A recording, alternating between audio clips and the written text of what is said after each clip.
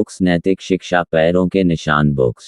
जन्म से ठीक पहले एक बालक भगवान से कहता है, प्रभु आप मुझे नया जन्म मत दीजिए, मुझे पता है पृथ्वी पर बहुत बुरे लोग रहते हैं, मैं वहां नहीं जाना चाहता, और ऐसा कहकर वह उदास होकर बैठ जाता है।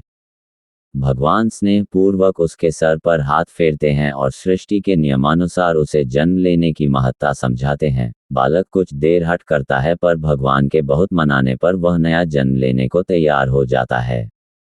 ठीक है प्रभु, अगर आपकी यही इच्छा है कि मैं मृत लोक में जाऊं तो वही सही, पर जाने से पहले आपको मुझे एक वचन देना होगा। बालक भगवान से कहता है, भगवान बोलो पुत्र तुम क्या चाहते हो। बालक, आप वचन दीजिए कि जब तक मैं पृथ्वी पर हूं तब तक हर एक क्षण आप भी मेरे साथ होंगे। भगवान, अवश्य ऐसा ही होगा। बालक, पर पृथ्वी पर तो आप अदृश्य हो जाते हैं, भला मैं कैसे जानूंगा कि आप मेरे साथ हैं कि नहीं। भगवान, जब भी तुम आंखें बंद करोगे तो तुम्हें 2 जोड़ी पैरों के चिन्ह दिखाई देंगे, उन्हें देखकर समझ जाना कि मैं तुम्हारे साथ हूं। फिर कुछ ही क्षणों में बालक का जन्म हो जाता है। जन्म के बाद वह संसारिक बातों में पड़कर भगवान से हुए वार्तालाप को भूल जाता है, पर मरते समय उसे इस बात की याद आती है तो वह भगवान के वचन की पुष्टि करना चाहता है। वह आंखें बंद कर अपना जीवन याद करने लगता है।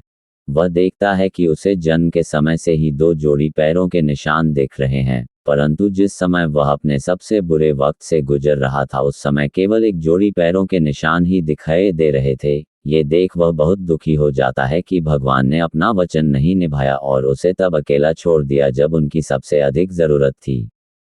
मरने के बाद वह भगवान के समक्ष पहुंचा और रूठते हुए बोला, प्रभु आपने तो कहा था कि आप हर समय मेरे साथ रहेंगे, पर मुसीबत के समय मुझे 2 की जगह 1 जोड़ी ही पैर दिखाई दिए, बताइए आपने उस समय मेरा साथ क्यों छोड़ दिया।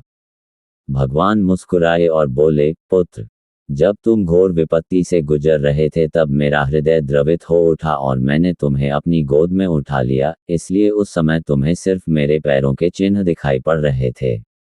उद्धरण चिन्ह। दोस्तों, बहुत बार हमारे जीवन में बुरा वक्त आता है, कई बार लगता है कि हमारे साथ बहुत बुरा होने वाला है, पर जब बाद में हम पीछे मुड़कर देखते हैं तो पाते हैं कि हमने जितना सोचा था उतना बुरा नहीं हुआ, क्योंकि शायद यही वो समय होता है जब ईश्वर हम पर सबसे ज्यादा कृपा करता है। अनजाने में हम सोचते हैं कि वो हमारा साथ नहीं दे रहा, पर हकीकत में वो हमें अपनी गोद में उठाए होता है।